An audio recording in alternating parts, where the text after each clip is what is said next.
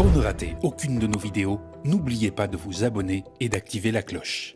Mais le pouvoir n'est pas au niveau de la nation, elle vient de l'extérieur, c'est elle qui dicte les règles. Vous pensez qu'aujourd'hui... Mais bien sûr que c'est une évidence totale. Aujourd'hui au Bénin, par exemple, c'est quelqu'un qui a demandé à Patrice Talon de partir en 2026 ? Non. C'est pas un choix libre et volontaire qu'il a fait. Écoutez, c'est l'exception qui peut confirmer la règle. Non, mais permettez-moi. Ne mettez pas le professeur. Non, et puis ça ne résout pas. Mais je vais vous dire, ça ne résout pas le problème. Ça ne résout pas le problème puisqu'il choisit en fait son successeur. Donc vous voyez bien. Oui, mais ça on ne le sait pas encore. Ça ne résout pas le problème. Oui, mais bon. Vous dites oui, il respecte pas de mandat. Vous avez lu le bouquin de M. Desbré. Le plus important, c'est qu'on arrive à la conclusion. Voilà. Je voudrais terminer. Est-ce que c'est une fatalité ou bien on y peut quelque chose toujours ? Mais il est possible. En fait, j'ai parlé des obstacles clés d'échec. Bien sûr. Mais il faut les identifier. Dans ces obstacles clés d'échec, mais il y a le professeur Thierry Mouelet qui parlait en fait de revenir sur nos valeurs, etc. Mais d'accord, il faut revenir sur les valeurs, mais il faut gérer la quotidienneté. Actuellement, le temps justement de pouvoir travailler pour se réapproprier ces valeurs et les mettre en... Mais cette rétrospective, bien sûr, anthropologique, historique, nous l'appelons de tous nos voeux, n'est-ce pas? Qu'est-ce qu'on fait? Bon, mais pour l'instant... Oui, pour l'instant, qu'est-ce qu'on fait? Essayez de regarder comment... les pays actuellement, d'où viennent l'organisation des élections et comment sont-ils dictés? Moi je dis que ça vient de l'extérieur. Bon, donc c'est une fatalité, on n'y peut rien. Si ça vient de l'extérieur. Vous ne pouvez pas tirer cette conclusion. Bon, alors. C'est l'une des raisons pour lesquelles, quand j'ai parlé du patriotisme et que je disais que les militaires étaient une nécessité pour résoudre ces problèmes de situation crisistique, ça revenait là-dessus. Mais ce sont les militaires qui ont dirigé le pays les années 60 jusqu'aux années 80, avec le succès qu'on connaît. Oui, je vous en prie. Allez-y rapide. Alors, tout à l'heure, mon contradicteur, bien-aimé mon frère,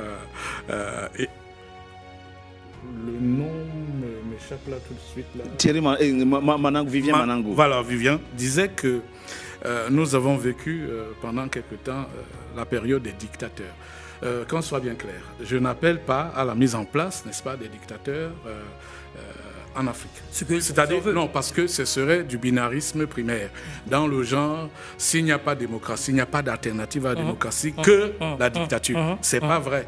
Donc, et même les dictateurs qui étaient là dans ces années 70 étaient des fabrications de l'Occident. On est d'accord. C'était pas des dictateurs. On est totalement d'accord. Ça veut dire que c'est pas l'exemple. On est totalement d'accord. Bon, maintenant, il faut aller plus loin.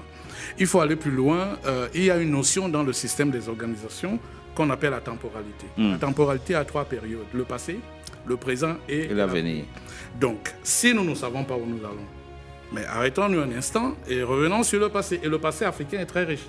Il nous enseigne, c'est ce passé qui a permis... Le passé précolonial, vous voulez dire. Encore que, lorsqu'on dit précolonial, on met encore le colon au centre de ma réflexion. Les histoires du genre précolonial, si vous dites le passé, il faut circonscrire. Le passé, la colonisation est une parenthèse dans l'histoire africaine. Bien sûr, mais 400 ans, c'est une longue... Non, 400 ans, c'est esclavage, et puis après colonisation, un siècle. C'est l'agression, mais l'histoire de l'Afrique a 12 000 ans. Donc si on prend les références historiques, c'est l'histoire la plus dense, la plus riche. Et elle est riche. Elle nous enseigne, elle nous donne des valeurs. Ce que j'appelle valeurs, c'est concret. C'est ce qui a permis à l'Afrique du Sud de rester debout aujourd'hui. D'accord. Avec ce qu'on appelle l'Ubuntu. Le message est clair, c'est très clair ce que vous dites. Pourquoi est très clair? Donc ensuite, on est allé, c'est les mêmes schémas, n'est-ce pas, organisationnels qui ont permis au Rwanda de survivre avec le Gacaca, de survivre, n'est-ce pas, au génocide. En attendant, donc c'est ce que je suis en train de proposer. D'accord. Donc arrêtons-nous un moment. C'est vrai qu'il y a la notion de l'immédiateté, il faut faire cela, mais on est en course avec personne. On est en course avec personne. Regardez, pour que le Japon soit ce qu'il est aujourd'hui. Il y a eu en 1868 la révolution Meiji. Meiji a fermé les frontières et il a endogène. Voilà, c'est endogène. Mais pourquoi vous voulez courir dans un sac et penser que dans quelques parce jours, que vous allez implémenter les schèmes démocratiques avec le go-ahead, le magistère des uns et des autres qui donnent des bons et des mauvais points, et vous croyez que vous êtes indépendant, vous croyez que vous allez y arriver? C'est un va revenir. Il faut qu'on Oui. se pose Ça, on a un bien moment. compris. On se Dans pose quelques un jours, dans votre pays, le Cameroun, Oui, le 12 octobre, Oui. il y aura une présidentielle. oui. Issa Chiroma, l'ancien Premier ministre, qui est candidat Oui. à cette élection. Non, l'ancien ministre des Transports. L'ancien ministre. Et Oui, après ministre de la Communication. La communication, voilà, oui. Il est candidat. Là, il est en train de drainer des foules là, au Cameroun. Et déjà, ses partisans sont en train de prévenir qu'on ne nous dise pas le 12 octobre que c'est Paul Biya qui a gagné. Parce que c'est nous qui, de toute façon, allons gagner cette élection. Oui, Des mais- frictions naissent déjà. Oui. Ça, c'est des problèmes de l'immédiateté qu'il faut régler. Oui. Qu'est-ce qu'on dit? Les Ivoiriens, les opposants ivoiriens qui ont été écartés de la Mais là, présidentielle bien, disent... vous pouvez donner 10 000 exemples, ça revient au même. D'accord. Charles. Qu'est-ce qu'on fait? Qu'est-ce qui se passe? C'est que nous sommes dans un système qui est biaisé dès le départ. Et j'ai parlé au début de mon propos d'un coup d'État permanent contre la souveraineté du peuple. C'est ce que la démocratie fait. Parce que le système tel qu'il est aujourd'hui, les Africains ne comprennent pas que ce n'est pas le vote qui fait la victoire, mais c'est celui qui compte le vote. Donc si vous êtes dans le système où c'est celui qui compte le vote, Ouais. qui fait Ça, la c'est victoire... intéressant, ça. Mais bien sûr. Non, mais c'est- non, c'est- Richard, non, mais- non, c'est- Oui, oui, ce qu'il dit est intéressant. non, mais vous n'allez pas m'empêcher de finir mon propos. Non, mais je suis rapidement, ça, voilà, ça donc- fait quand même un moment que vous... Ouais, Allez, voilà, chuter donc- rapidement. donc je vais finir mon propos en Je vais disant... simplement vous empêcher de monopoliser la parole, si vous voulez. Chuter Le rapidement. modérateur à ma droite. Chuter- chuter rapidement, il va le pas- modérateur à ma chuter droite. rapidement. Donc, je dirais que si vous êtes dans un système et que vous avez accepté de participer à un système où vous ne savez pas que ce n'est pas votre voix qui peut compter, mais c'est celui qui compte la voix qui compte, ben, vous n'avez qu'à vous On est en d'accord. On prendre est à d'accord. vous-même. On Donc, est d'accord. mais ça- C'est très clair ce qu'il dit. Richard, C'est très clair ce Richard qu'il dit. Togbe, Richard Oui. Togbe, vous connaissez-vous une démocratie dans laquelle ce n'est pas les autres qui comptent les voix? Vous en connaissez-vous? Dans tous les systèmes... Attendez. Permettez que je parle. Dans tous les systèmes démocratiques, c'est toujours les autres qui comptent.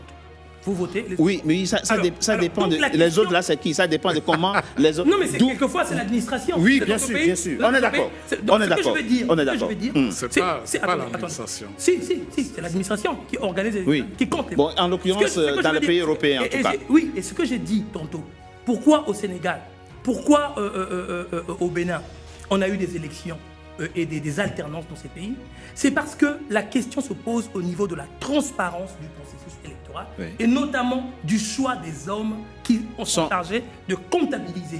On revient à la question de l'éthique dont parlait le professeur Johnson. Mais tout ça ne veut pas dire, que nous en sommes incapables. Incapables, bien tout ça sûr. ne veut pas dire qu'il faut. Vous savez, la question des valeurs, je suis le professeur Moulet avec grand intérêt. Mais vous savez, en droit, on a le même problème. Les juristes vous disent, nous avons des valeurs typiquement africaines. Quand on leur demande quelles sont ces valeurs, même en droit international, que vous êtes capable de mettre là dans le débat, de verser dans le débat, pour qu'on ait un droit qui soit typiquement africain, on en revient à des généralités. Et donc, ce que j'essaie de dire, c'est que le fait d'avoir nos propres valeurs, qui sont des valeurs africaines, ne nous empêche pas Bien sûr. d'épouser Oui. des valeurs qui sont aujourd'hui des valeurs universelles. Aux États-Unis, et je suis de parle, aux États-Unis, il faut se rappeler, pays colonisé, aux États-Unis, quand ils ont créé leur constitution, 1787, qu'est-ce qu'ils ont fait? Ils se sont fondés sur la constitution de la Grande-Bretagne, Bien sûr. qui était le pays colonisé, tenant compte aussi de leurs propres valeurs endogènes, et ils ont fait quelque chose qui marche. Ça fait aujourd'hui plus de 3 siècles que ça marche.